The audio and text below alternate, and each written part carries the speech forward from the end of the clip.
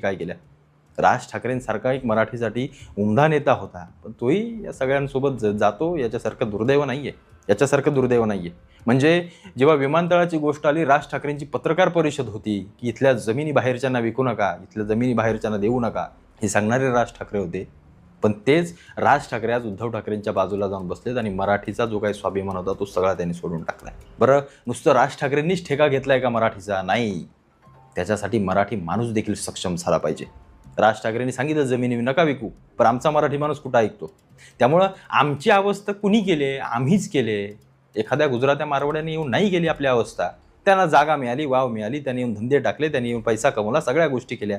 आम्ही फक्त काय याच्या कानाखाली मार, त्याच्या कानाखाली मार, याचं दुकान फोड, त्याचं दुकान फोड, याच्यात व्यस्त राहिलो. आम्ही फक्त नोकरी कशी 10-20 हजारात नोकरी मिळेल, संध्याकाळी घरी येऊन कसं आईवडिलांसोबत राहता येईल एवढाच विचार केला.